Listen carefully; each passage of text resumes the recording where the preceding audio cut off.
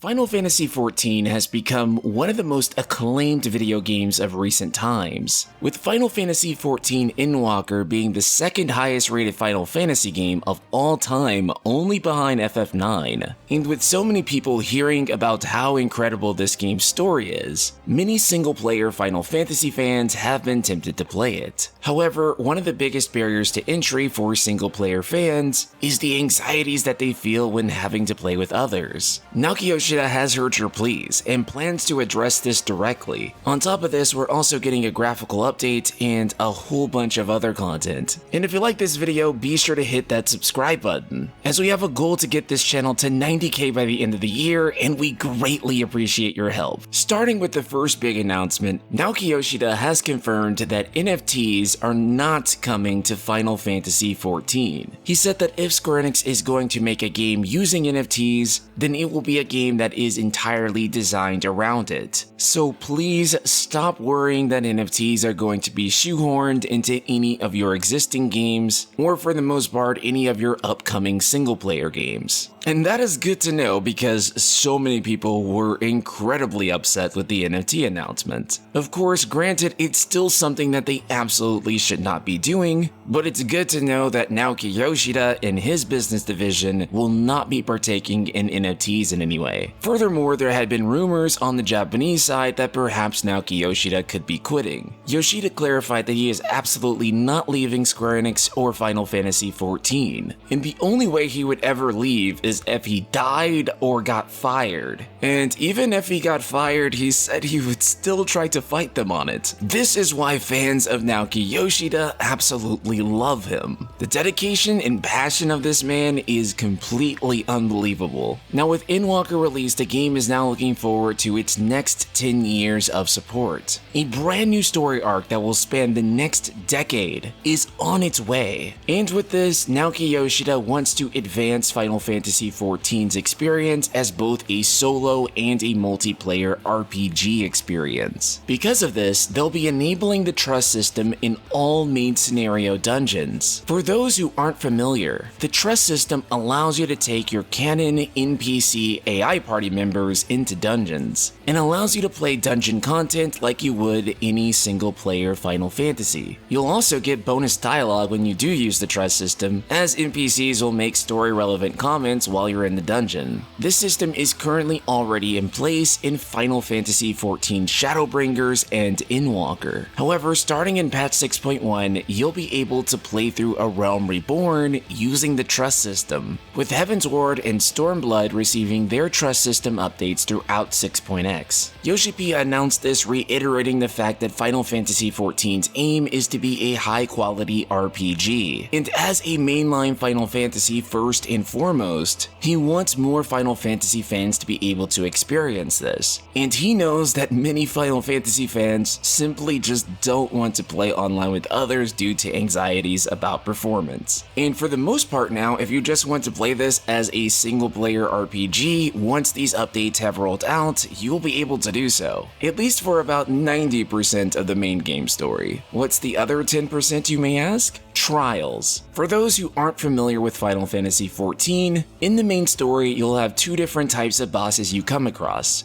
dungeon bosses and trials. The difference primarily is that a trial is an 8-man boss fight. These are tons of fun and some of the best content in Final Fantasy XIV, and in my opinion, absolutely should be played multiplayer. These for the time being will not be receiving the trust system. However, it will be considered after 7.0 launches, so it's not out of the question, and there's still probably a great chance it'll come at a later point. This will also include many adjustments, especially throughout 2.0. The team is going to be making visual changes to areas that might have been rushed during the creation of 2.0. It's kind of no secret why they were rushing either. The first 8-player battle, Camp Westland, will be turned into a quest instance battle for a single player. The Praetorium and Castrum Meridium will be turned into 4-player dungeons, and the Ultima weapon battle will also now be a 4-player battle. A ton of awesome changes that are going to keep this game going for the next decade. Now, speaking of keeping this game going for the next decade, the graphics are definitely a huge point in that. Artistically speaking, Final Fantasy XIV is an absolutely beautiful game. I love the environment design, the character designs, and all of that stuff. However, it's impossible to deny that when the camera zooms up on things like hair textures, the game looks pretty rough. And finally, at long last, they have announced that they will be updating the graphics for the game. Yoshida started this by showing a very realistic depiction of the default male character, and says that their aim is not photorealism, and that you should not, quote, expect Horizon Forbidden West. Instead, he showed this side-by-side comparison, which shows a tremendous graphical leap. Notice the shadows under his hair, as well as an actual skin material, and not just a flat texture. Speaking of which, the actual hair textures of the characters has been tremendously updated. He also showed off what some other races will look like as well, and they'll be trying to preserve the art style as it is as much as humanly possible, so that after the graphical update, your character doesn't look funny or different than how they normally do. The goal is to make them a graphically enhanced version of what they already are. And it's not just the character models and textures being improved. The game will feature improved lighting and shadows, creating much more dynamic images. For example, look how greatly improved this image of Titania is. They'll also be improving the quality of environments. For example, look at these blades of grass. They literally went from ugly and jaggy to grass that looks much more acceptable in a current generation title. They also showed off improvements to other environments as well, but please keep in mind that all the graphics that you're seeing right now are currently in testing phase, and they're tweaking them to make them look as good as possible. Now, PS4 users may be worried that these updates mean that they're no longer going to be able to play, as well as people with potato PCs. However, Yoshida has said that they are keeping graphical options in mind for lower end hardware, and they don't think they'll have to drop PS4 support just yet for this update. The graphical update should be mostly rolled out by the launch of 7.0. Yoshida notes that the conversion of NPCs will be based on their story relevance, and graphical updates for gear will be based on its popularity. These are all incredible updates that ensure the future success of Final Fantasy XIV. And now that so much of the game is going to be soloable, it's going to bring in even more Final Fantasy fans. You guys know the spiel that I always do, but here it is. This is the greatest Final Fantasy story that I have ever played through. In fact, that's an understatement. It's probably the best story in any video game that I've ever played. While A Realm Reborn can be a rough start, if you can get past it, then the game is absolutely worth it. And if your anxieties around having to play with other people have been stopping you from experiencing this game, then I hope that these updates will make it a lot easier for you to get through it. Although I still hope that if you are like that you will try playing with other people. Trust me, it's where the gameplay truly shines. And the people are not nearly as scary as you think. However, I'm mostly just excited that a brand new group of people is finally going to get to experience one of the best Final Fantasy stories out there. But with all of that said and done, I want to hear from you. If you don't currently play Final Fantasy XIV, will you play after this trust system update? And for those who do play, are you excited about the graphical update? Subscribe, hit the bell icon, and let me know in the comments below. Shout out to patron Thomas Mitchell and the rest of the Ultima community.